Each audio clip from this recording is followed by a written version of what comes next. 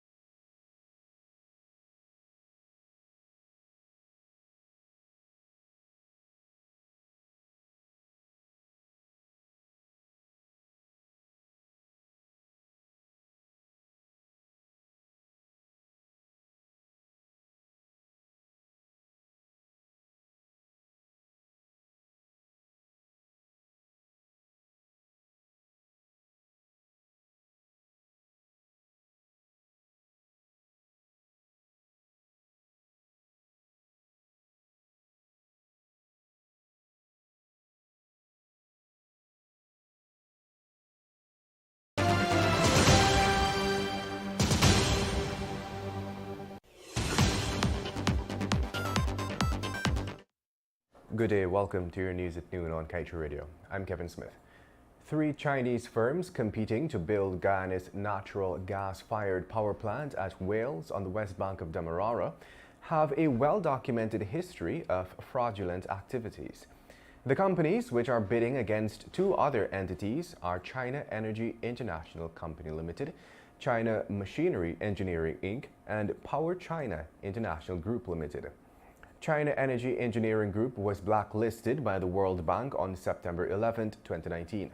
The financial institution had imposed a 20-month debarment of the Chinese state-owned enterprise, which was at the time under another name. It had provided engineering and construction services in connection with fraud as part of a Lusaka transmission and distribution rehabilitation project in the Republic of Zambia. In July 2018, the World Bank also blacklisted China Machinery Industry Construction Group Inc. and another company for fraudulent practices. As the government of Guyana maintains its position of non-renegotiation of the 2016 production sharing agreement with ExxonMobil, former Guyana ambassador Dr. Kenrick Hunt said the country would be worse off when the resource is exhausted. In one of his recent writings, Dr. Hunt pointed to a number of gaps in the contract which he believes currently leaves none but a hole in the ground and crumbs in the bank. The professor is adamant that by not renegotiating the deal before the end of the period outlined in the contract, 2036, Guyana will essentially have nothing to get. And in other news, 17-year-old Nazana Samaru of Little Diamond squatting area East Bank Demerara drowned on Sunday in a creek in Wismar while on a family outing. Reportedly, Nazana, her parents, and other siblings all went on a family outing at a creek in Wismar. According to authorities, while there, Nazana and her 8-year-old brother had decided to go for a swim in the creek. After she had tried several times to swim across the creek, Nazana's brother had noticed that she was missing and immediately raised an alarm. A search was immediately launched by Nazana's family and public-spirited individuals within the area where she was last seen. They eventually found her body at the bottom of the creek.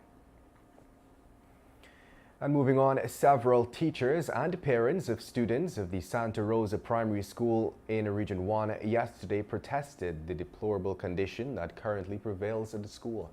The school has been in a deplorable condition for a long time, and nothing has been done to address it.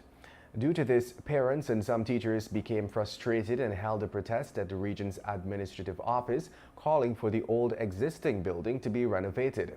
Chairperson of the school's Parent-Teacher Association, Miss Donna Henry, said for months the headmistress of the school would write in her monthly reports to the Regional Democratic Council that the school is in dire need of repairs. According to Ms. Henry, what she learned was that there was a $19.5 million allocation put aside to repair the school, which the RDC promised to use to do the necessary renovation, but up to now, nothing has been done.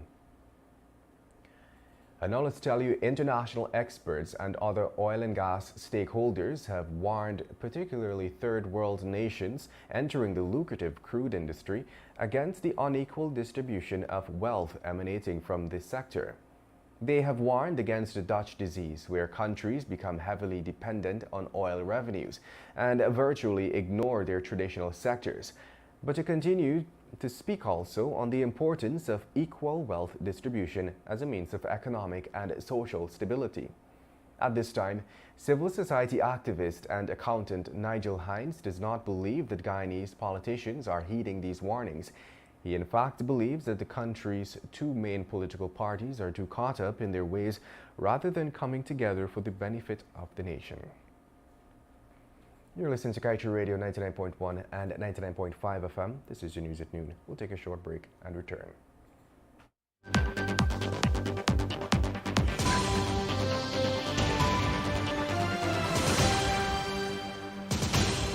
Talk about faster internet, talk about stable internet. We bringing fiber to Guyana, boy.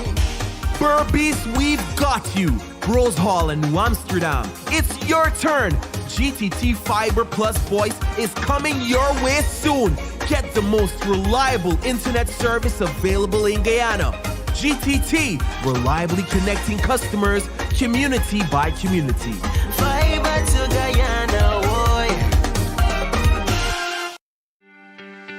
This is GHK Lal, inviting you to join me weekdays from Monday to Friday on the National Outlook for commentary on a range of issues, immediately after the 12 noon and 7 p.m. newscasts on Kaieteur Radio at 99.1 FM and 99.5 FM.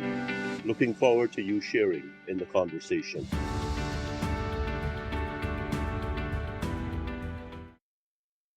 Soca meets dancehall just got bigger with dancehall's newest superstar, Skilly Bang, and the king of soca, Marshall Montano. And if that wasn't enough, we just added the queen of dancehall, Spice.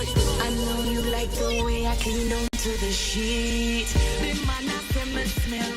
One stage, one night only. 3 of the Caribbean's most energetic performers. It will be an experience like no other. Tune after tune, hit after hit. Marshall, Spice, Skilly, and many more. Live at the Guyana National Stadium on Saturday, 1st of October. Early bird tickets, general $5,000. Stage front, $150 USD. Brought to you by the Ministry of Culture, Youth and Sport, Ministry of Tourism, and the Cricket Carnival Committee.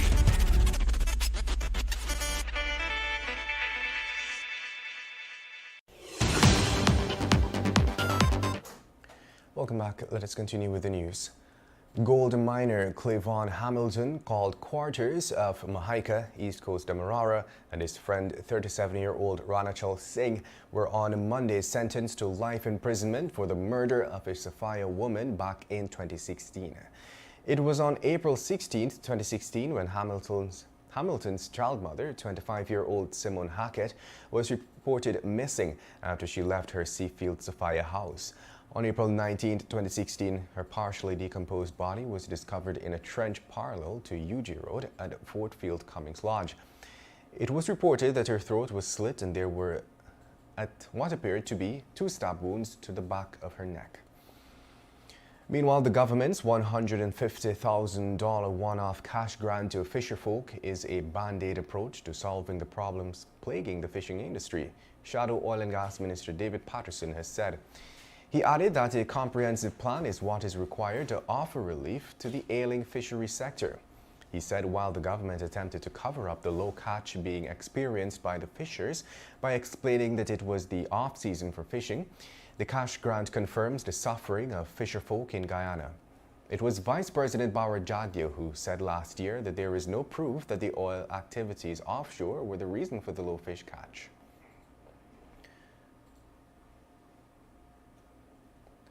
And moving on.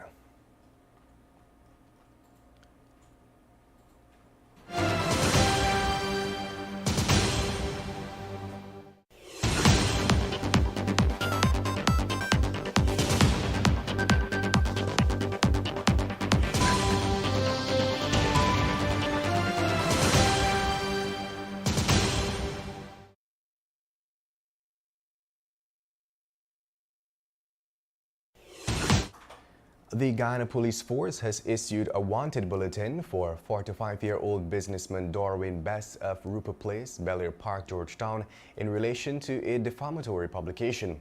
According to reports, Bess was implicated by 2 reporters who were on Friday last caught in a sting operation attempting to extort $90 million from an auto dealer for the removal of a quote-unquote news story published on a Facebook page dubbed Guyana News Network. The reporters Gary Eliezer and Alex Wayne, said to be employees of GNN, are reportedly the authors of the story, which was used in the alleged attempt to extort the cash from the car dealer. According to the story, the auto dealer has been cheating the government of millions of dollars in taxes. The auto dealer has since denied the claim but alleged that the reporters demanded that he pay them $90 million to remove the story from the Facebook page. And with no new COVID-19 cases and no deaths, the Health Ministry yesterday reported that 7 persons are in institutional isolation. 77 are in home isolation, and to date, a total of 69,950 persons have recovered from the virus. The time has now moved on to 12 hours 9 in Guyana, and as usual, we close things off with the page 7 of today's Kaieteur News dedicated to being blunt.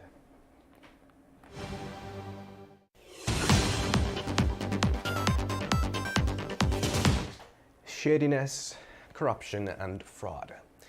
Today we lead with a shocking story that all 3 of the Chinese companies that submitted bids to build Guyana's natural gas-fired power plant at Wales have a well-documented history of fraudulent activities.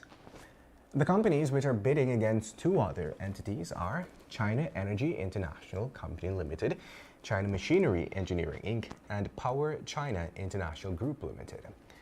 In the case of China Energy Engineering Group Company, that is a 62.58% owned by China Energy Engineering Group Company Limited, was blacklisted by the World Bank on September 11, 2019.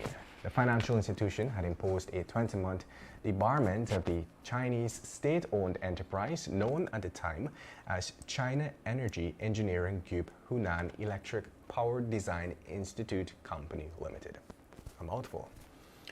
We have warned here time and again about the secretive nature of this project and the financial and other dangers that lie ahead. This revelation of the bidders is just a tip of the iceberg. Guyanese need to open their eyes and stop this project before the government pulls off another scam on the Guyanese people. And that brings us to the end of today's News at Noon. I'm Kevin Smith. Thank you for listening.